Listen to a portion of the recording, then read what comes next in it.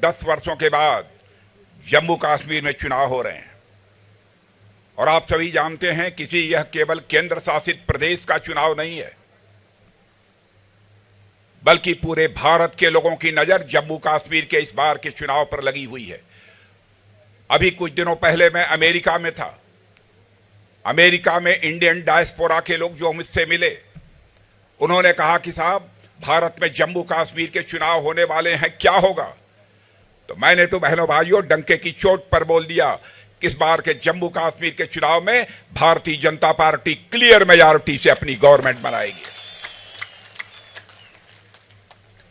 इसलिए मैं कहना चाहता हूं, केवल भारतवासियों की नजर ही जम्मू कश्मीर के चुनाव पर नहीं लगी है, बल्कि सारे हिंदुस्तान में रहने वाला हर हिंदुस्तानी देख रहा है कि जम्मू कश्मीर के चुनाव परिणाम इस बार क्या होंगे। और अभी डॉक्टर जितेंद्र सिंह जी से मैं गाड़ी में बात कर रहा था, कैसा आपको माहौल दिखता है? डॉक्टर जितेंद्र सिंह जी ने बताया कि साहब, जिस प्रकार का माहौल इस बार के विधानसभा चुनाव में हमें देखने को मिल रहा है, इसकी तो हमने कभी कल्पना भी नहीं की थी कि इस प्रकार का माहौल हमको देखने को मिलेगा।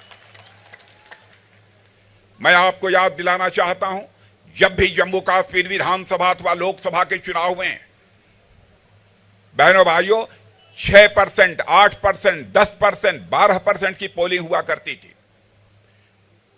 लेकिन यहां पर केंद्र शासित प्रदेश घोषित होने के बाद, धारा 370 और 35 से समाप्त होने के बाद आपने देखा होगा, पहली बार लोकसभा का चुनाव हुआ है, उसमें 58% से अधिक जम्मू कश्मीर के बहनों भाइयों ने मतदान किया है। लद्दाख का जहां तक सवाल है, लद्दाख के इतिहास में आज तक कभी भी 72% मतदान नहीं हुआ है। यदि हुआ है तो पहली बार इस बार के लोकसभा चुनाव में 72% मतदान हुआ है। जम्मू कश्मीर वासियों ने, लद्दाख वासियों ने बिना किसी भय और पक्षपात के इस बार मतदान हुआ है। पहली बार लोगों ने महसूस किया होगा कि बिना भय और बिना पक्षपात के कैसे चुनाव होते हैं, और इसे पूरे भारत नहीं बल्कि पूरी दुनिया ने देखा है। और मैं मानता हूं कि जम्मू कश्मीर में यह बदलाव का एक बहुत बड़ा संकेत है। और मैं आज आपको यकीन दिलाकर जाना चाहता हूं कि यहां जम्मू कश्मीर के रहने वाले लोग जितने प्रतिभाशाली हैं, इनके अंदर काम करने की, कुछ कर गुजरने की जो योग्यता है, क्षमता है, प्रतिभा है, मेरे बहनों भाइयों, वो अद्भुत है।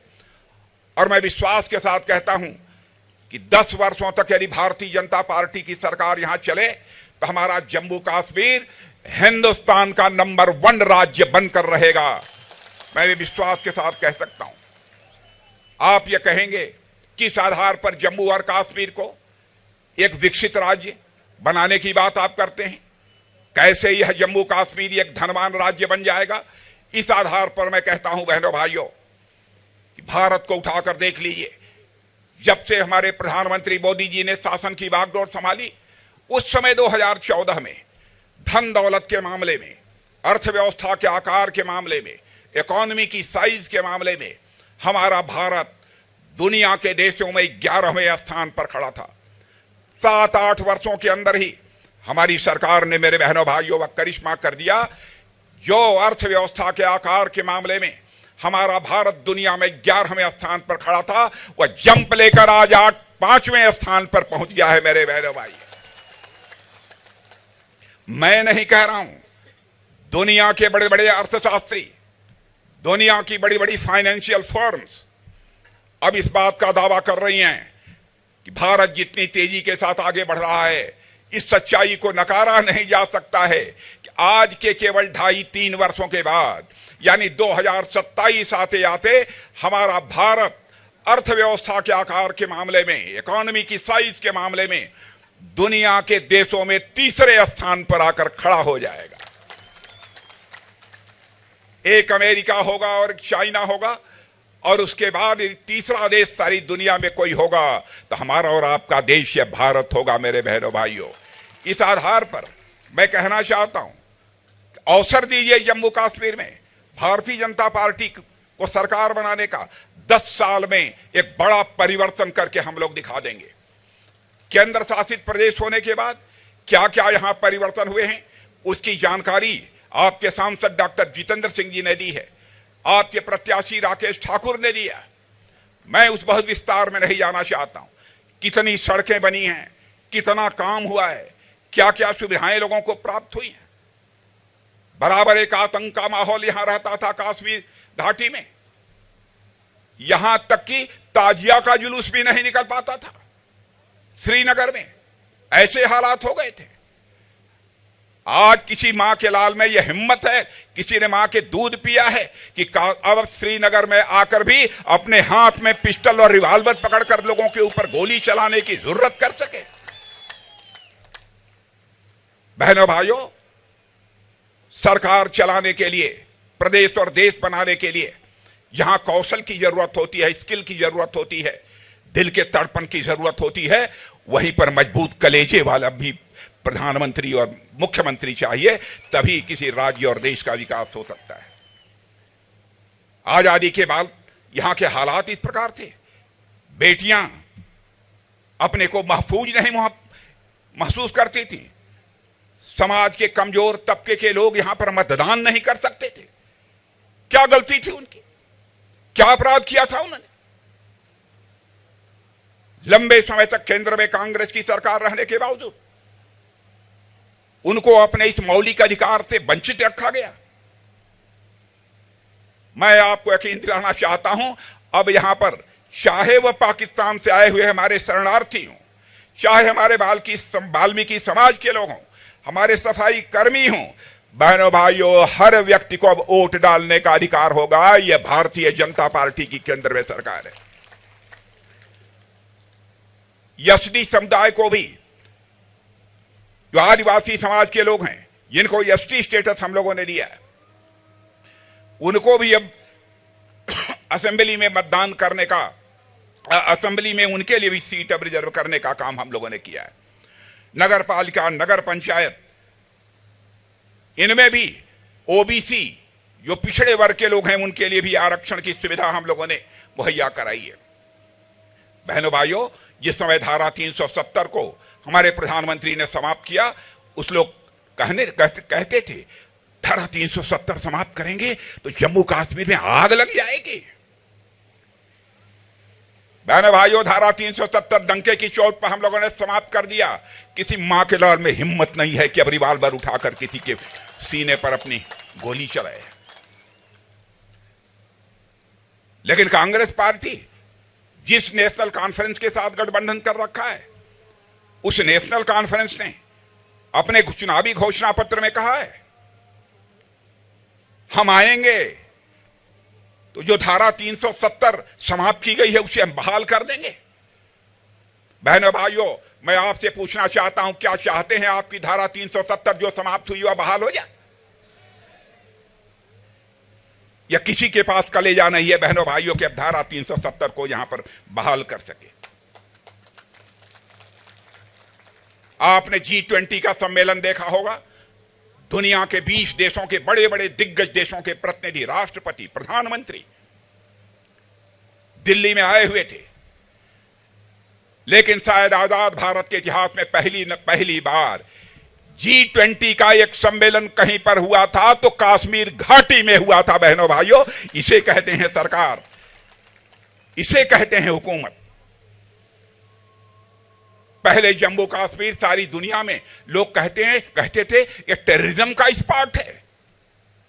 बहनों भाइयों, अब जम्मू कश्मीर के बारे में सारी दुनिया में धारणा बदल चुकी है। अब जम्मू कश्मीर टेररिज्म स्पॉट के रूप में नहीं जाना जाता है, बल्कि यह टूरिज्म स्पॉट के रूप में जाना जाता है। आपने देखा होगा कि यहां पर किस तरीके से टूरिस्ट की संख्या तेजी के साथ बढ़ी है। जाकर देखना हो तो श्रीनगर में जाकर देखिए, यहां पर लगभग 35 वर्षों तक कभी ताजिया नहीं निकला था। रेल कनेक्टिविटी हो, रोड कनेक्टिविटी हो, इंफ्रास्ट्रक्चर हो, इन सब का कितनी तेजी के साथ विकास हुआ। और बॉर्डर के जो अंतिम गांव हैं, जिनकी बराबर उपेक्षा होती रही है, मैं भारत का रक्षा मंत्री होने के नाते मैं कहना चाहता हूं बहनों भाइयों, हम लोगों ने अपने प्रधानमंत्री के नेतृत्व में यह फैसला किया है कि बॉर्डर के पास का जो अंतिम गांव होगा, अब वह इस देश का अंतिम गांव नहीं कहा जाएगा, बल्कि इस देश का पहला गांव कहा जाएगा। बहनों भाइयों, उस बॉर्डर के गांवों का भी हम तेजी के साथ विकास करेंगे। जम्मू कश्मीर जाने में पहले 12 से 14 घंटे लगते थे। राकेश ठाकुर से मैं पूछ रहा था अब कितने घंटे लगते हैं। इन्होंने कहा साहब अब जम्मू से कश्मीर जाना होता है तो हमको 4 साढ़े 4 घंटे लगते हैं। बहनों भाइयों, इस तरीके से हुकूमत यदि ठीक रहे, अच्छी हो, काम करने वाली हो, बहुत बड़ा परिवर्तन लाया जा सकता है। मेरी जहां तक जानकारी है 2019 के बाद जम्मू कश्मीर के विकास पर हमारी सरकार ने 38,000 करोड़ 38,000 करोड़ रुपया इन्वेस्ट किया है। पहले कश्मीर वैली में चले जाइए, बहुत सारे नौजवानों के हाथों में पिस्टल और रिवॉल्वर हुआ करती थी।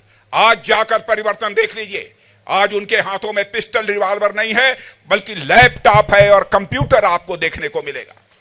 यह बड़ा बदलाव आया है। 2022 के बाद एक भी पत्थरबाजी की कोई घटना नहीं हुई। कांग्रेस कहते हैं कि हम 370 को फिर से लाएंगे। लाकर दिखाओ यदि हिम्मत है। जब तक भारतीय जनता पार्टी हिंदुस्तान में रहेगी बहनों भाइयों, कोई मां का लाल यहां धारा 370 इंपोज नहीं कर सकता है। आपने नेशनल कांग्रेस को भी देखा है, पीडीपी को भी देखा है, कांग्रेस को भी देखा है, सारी राजनीतिक पार्टियों को देखा है। बहनों भाइयों, जिस समय यहां पर पीडीपी की सरकार थी, मैं भारत का गृह मंत्री था। बराबर आकर उस समय की मुख्यमंत्री महबूबा जी से मैं कहता था हालात सामान्य होने चाहिए। यहां तक कि मेंबर ऑफ पार्लियामेंट का एक डेलीगेशन मेरे गृह मंत्री रहते हुए मेरे नेतृत्व में यहां पर आया था। मैं विरोधी दल के कुछ सांसदों को, वरिष्ठ सांसदों को, जिसमें शरद यादव जी भी उस समय थे, कम्युनिस्ट पार्टी के भी नेता थे, मैंने कहा कि हम तो भारतीय जनता पार्टी के हैं, हमसे यह सब हुर्रियत वाले लोग हमसे जलते हैं, हमको देखकर चिढ़ते हैं। लेकिन मैं चाहता हूं कि श्रीनगर में अमन अमान के हालात कायम होना चाहिए। यदि आप लोग यह बात करिए तो हम बात करने के लिए तैयार हैं, लेकिन शांति चाहिए, शांति की बहाली हम कश्मीर में चाहते हैं। और मेरे ही हमसे पूछकर शरद यादव और कुछ कम्युनिस्ट पार्टी के लीडर्स उनसे मिलने के लिए हुर्रियत कॉन्फ्रेंस के लोगों के दरवाजे पर गए, और बहनों भाइयों उन लोगों ने दरवाजा बंद कर दिया था। हमारे देश के वरिष्ठ सांसदों से वह बात नहीं करेंगे। छोटे मासूम बच्चों के ऊपर, जिनके ऊपर केसेज लगे थे, बार बार वहां की जनता कहती थी कश्मीर की कि गृह मंत्री जी मासूम बच्चे हैं, छोटे बच्चे हैं, इनके केसेस को विड्रॉ कर लीजिए। उस समय की मुख्यमंत्री से बात किया मैंने कहा कि मैं आप इस बात की मैं इजाजत देता हूं कि जो मासूम और छोटे बच्चे हैं जिन पर मुकदमे लगे हैं वो वापस कर लिए जाएं। कलेजा खोलकर कश्मीर में हालात को काबू पाने के लिए, हालात को बेहतर करने के लिए जो कुछ भी करना था बहने भाइयों हम लोगों ने किया। लेकिन जिस तरीके से उन्हें रेस्पॉन्ड करना चाहिए था, इन लोगों ने नहीं किया। आतंकवादियों के प्रति हमदर्दी हुआ करती थी। अभी मैंने सुना कि नेशनल कॉन्फ्रेंस के लीडर उमर अब्दुल्ला साहब ने क्या कहा है, कहा अफजाल गुरु को फांसी नहीं होनी चाहिए थी। मैं पूछना चाहता हूं उमर अब्दुल्ला साहब से कि अफजाल गुरु को यदि फांसी नहीं होनी चाहिए थी, क्या उन्हें सार्वजनिक रूप से माला पहनाया जाना चाहिए, क्या किया जाना चाहिए? इस सवाल का मैं आपसे जवाब चाहता हूं। और ये लोग कहते हैं हम फिर से 370 को बहाल करेंगे। बहनों भाइयों, यहां पर 5 सालों में आपको जानकर खुशी होगी, शायद आंकड़ों की जानकारी आपको नहीं होगी, 40,000 की भर्तियां हम लोगों ने की है। 40,000 की भर्तियां की हैं। और हमारा एक बगल में पाक अधिकृत कश्मीर है, पीओके। क्या बतलाऊं मैं पीओके के बारे में? बहनों भाइयों, यहां भी सरकार बनाइए। यहां के विकास को देखकर पीओके के लोग कहेंगे कि अब हम पाकिस्तान के साथ नहीं रहना चाहते, हम भारत के साथ जाना चाहते हैं।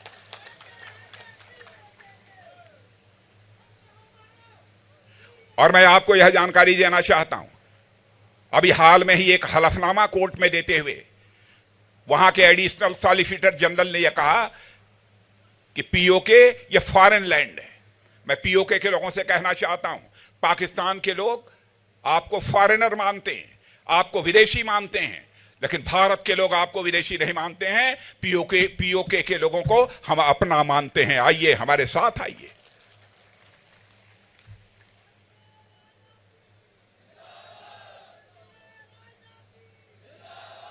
बहनों भाइयों, तबाह किया है इन लोगों ने जम्मू कश्मीर को। बॉर्डर फेंसिंग का काम कुछ हुआ है, मुझे जानकारी प्राप्त हुई है, कुछ बॉर्डर फेंसिंग का काम होना है, उस बॉर्डर फेंसिंग का काम भी पूरा किया जाएगा। अपने घोषणा पत्र में हम लोगों ने बहुत सारी बातें कही हैं, मैं उन सारी चीजों को दोहराना नहीं चाहता हूं। आपके पास घोषणा पत्र है? घोषणा पत्र है? उसकी कॉपी है? नहीं है। तो बहनों भाइयों, मैं अपने कार्यकर्ताओं से कहूंगा कि इस बार के चुनावी घोषणा पत्र में किसानों को हम क्या सुविधा देंगे, नौजवानों को क्या हम सुविधा देंगे, अन्य सारे लोगों को क्या क्या सुविधाएं देंगे। अब हम उज्ज्वला योजना के अंतर्गत जो गैस सिलेंडर मिलती थी, हम लोगों ने फैसला किया है कि अब जिनको गैस सिलेंडर की सुविधा मिलती है उनको वर्ष में 2 मुफ्त गैस सिलेंडर और मुहैया कराएंगे। यह भी हम लोगों ने तय किया है। और दूर दराज इलाकों में हायर सेकेंडरी स्कूल में पढ़ने वाले बच्चों को टैबलेट और लैपटॉप यह जो है मुफ्त में मुहैया कराने का भी हम लोगों ने फैसला किया है। तवी नदी पर एक बढ़िया रिवर फ्रंट बनाने का भी हम लोगों ने फैसला किया है। रामबन, बनिहाल के कुछ इलाकों में, रामबन जहां मैं खड़ा हूं, रामबन और बनिहाल के कुछ इलाकों को टूरिस्ट डेस्टिनेशन के रूप में उसे डेवलप किया जाएगा।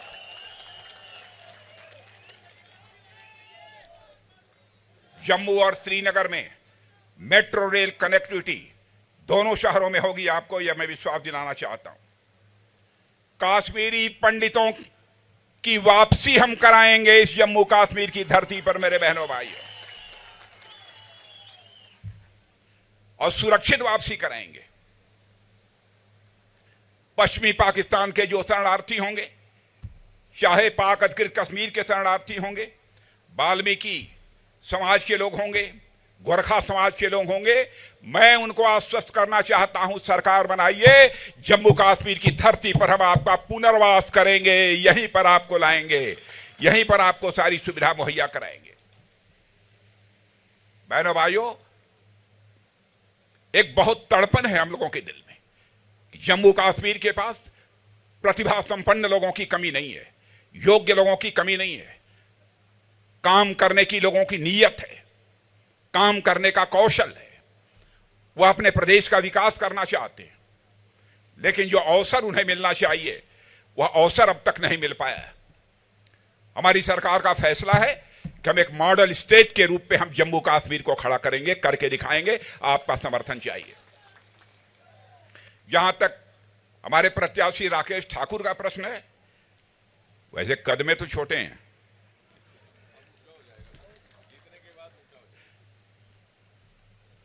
लेकिन डॉक्टर जितेंद्र सिंह जी कह रहे हैं कि राकेश ठाकुर जीतने के बाद ऊंचा हो जाएगा। मैंने कहा राकेश ठाकुर को मैं कहना चाहूंगा, ऊंचा मत होना।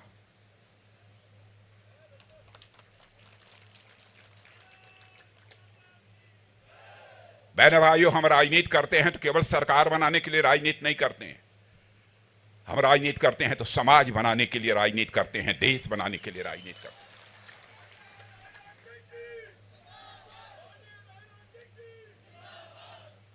अपनी विनम्रता और शालीनता आप कभी मत खोना।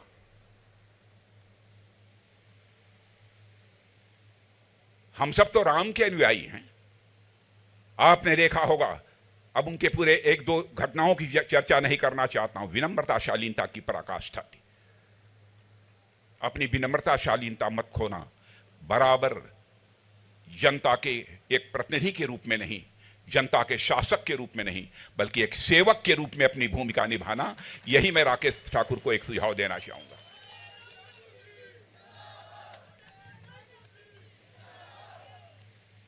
बहनों भाइयों, डॉक्टर जितेंद्र सिंह जी आपके सांसद हैं। आप कहेंगे कि वह मौजूद हैं इसलिए बात मैं कह रहा हूं। इनकी गैर मैं वो मौजूदगी में भी मैं एक बात कहता हूं। जिस प्रकार के जनप्रतिनिधि डॉक्टर जितेंद्र सिंह जी हैं बहनों भाइयों, इतने विनम्र, इतने शालीन कि आपको ढूंढे नहीं मिलेंगे, बहुत कम लोग मिलते हैं। और डॉक्टर जितेंद्र सिंह की योग्यता, प्रतिभा, क्षमता का जहां तक सवाल है, पता नहीं उनके संसद के भाषण को आपने सुना है अथवा नहीं सुना है। जिस समय आपके डॉक्टर जितेंद्र सिंह संसद में बोलने के लिए खड़े होते हैं, संसद में पिन ड्रॉप साइलेंस होता है मेरे बहनों भाई।